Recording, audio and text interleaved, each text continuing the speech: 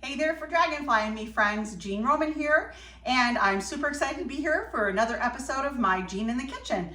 Today I'm excited. I'm going to be making a altered recipe from my cookbook, Lovingly Seasoned Eats and Treats.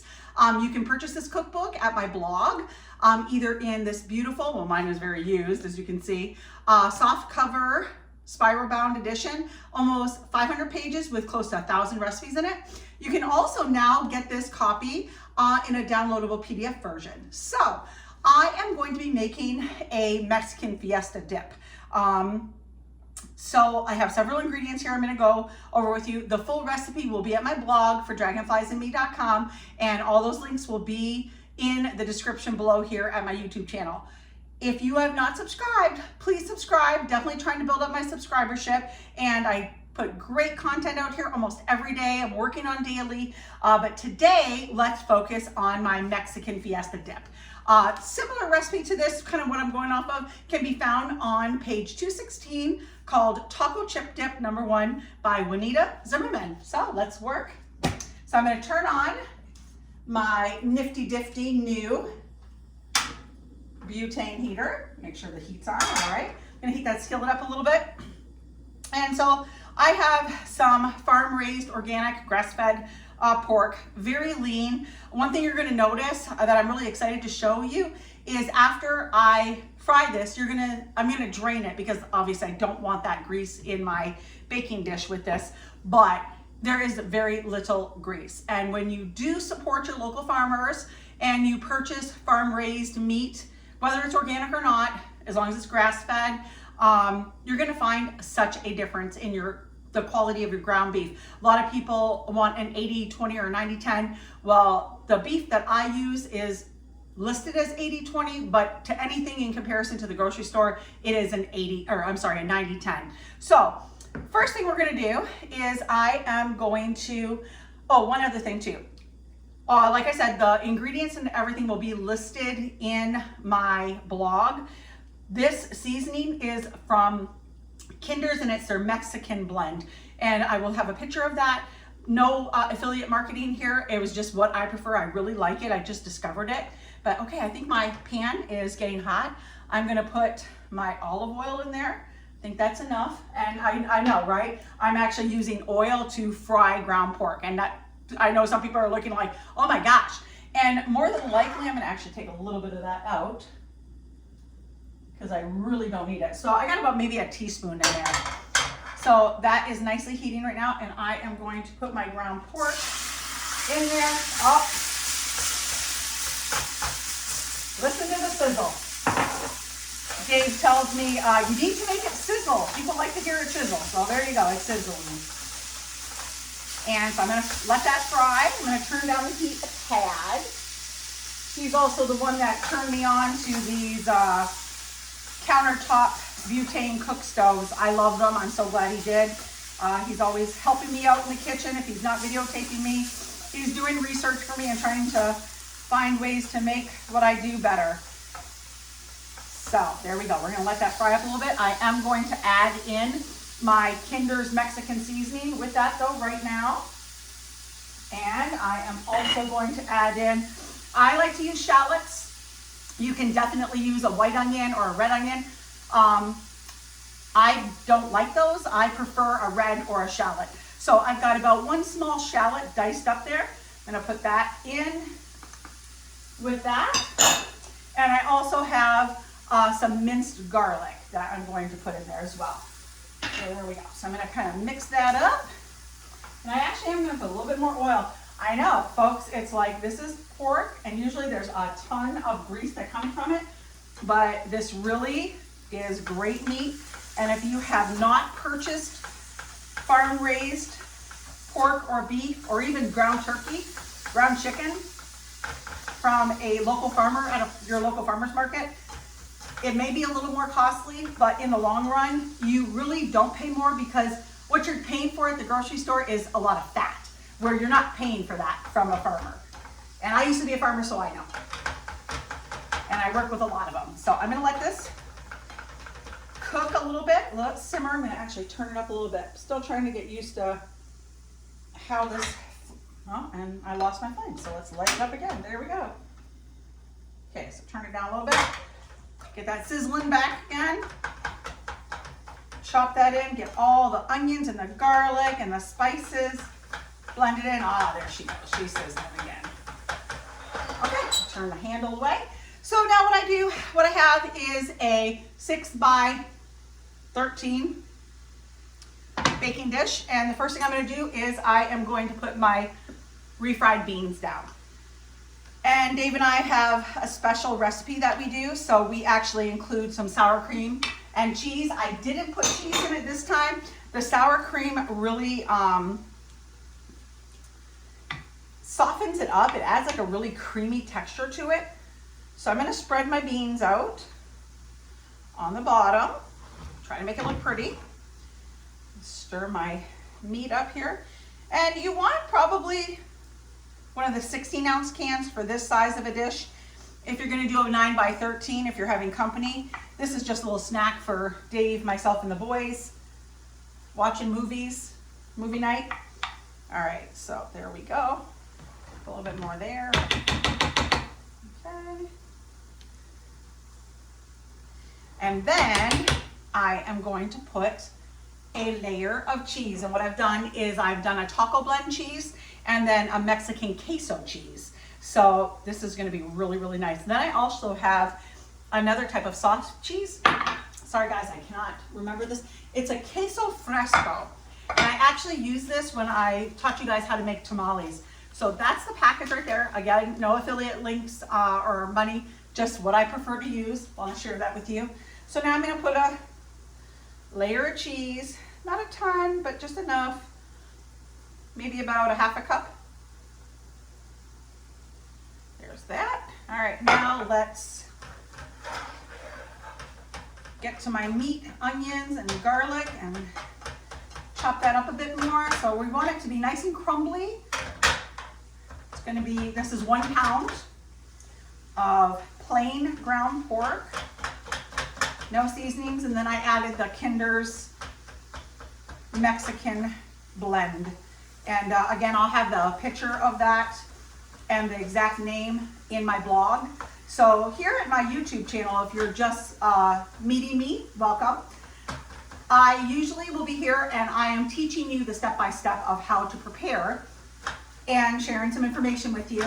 But to get the actual recipe, I send you over to my blog for Dragonfly's Me. Everything is social media, my podcast, everything. So I'm easy to find. And I would love for you to subscribe to me at my blog as well. I do daily posts there, either organizational blogs. Right now I've been working in February and continuing through March, my Gardening 101 series. And if you've been following me here at YouTube, you know that I have my podcasts listed here. I have several gardening episodes here and recipes. So I'm working really hard at getting great content out for all of you, and so I really appreciate you being here. So be sure to subscribe, smash that button. All right, so that's coming along nicely. I am going to, see, look at this, folks. No grease hardly. Look at that. Yeah, crazy. I probably won't even have to drain this. Okay, so I'm gonna leave that there. So the next layer I'm going to put on there is I'm gonna do a small layer, a thin layer of sour cream. And kind of get that in there.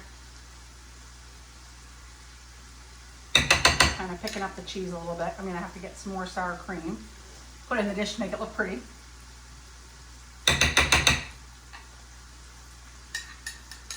And quite frankly, if you guys want to make this, again, I'm trying to make things aesthetically appealing, but if you want to when you use your sour cream, I actually prefer the squeezable kind. So I'm going to put a little bit more and in those blank spots and then spread that out. So while my ground pork is cooking, I am going to slide this. Oh, and then I'm going to put a little bit more cheese. Can you have too much cheese? I don't know. I don't think you can, but you probably can. All right, so there's another little layer of cheese. So there we go. That's how we're looking so far. So I'm going to set this over to the side. Now, I have some salsa, but but I also want to have some fresh tomatoes that I'm gonna mix in with my salsa. And if you watched me for any amount of time, you know what I prefer, heirlooms, right? I prefer to garden with heirlooms, grow my heirlooms. And also during the off season, if I can buy heirloom tomatoes at the grocery store, I certainly try to. Because there's a farmer out there growing those and that I want to support, especially in the off season. Because here in Michigan, we can't grow tomatoes unless you have a hoop house or some kind of heated greenhouse. And there's still not enough hours of sunlight to grow a tomato, and it's definitely not hot enough. You need the right temperatures for tomatoes to develop and flower. And unfortunately here, unless you have an indoor heated greenhouse with lighting, that's not happening. So while the ground pork is finishing up, it should be done, I'm going to go ahead and cut up my tomatoes. And I think I'm only gonna need about half of each, but I want it to be pretty. This tomato, I'm sure, it is more than likely pineapple. And if you notice, it's got a beautiful, it's yellow and it's got blushes of red and hues of orange through it. It's so beautiful. So, excuse me, folks. And so this one's super cool.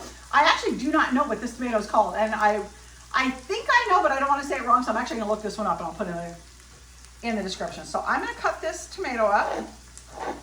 I'm gonna dice it. I'm gonna stir this up one more time, and then I think that's gonna be good.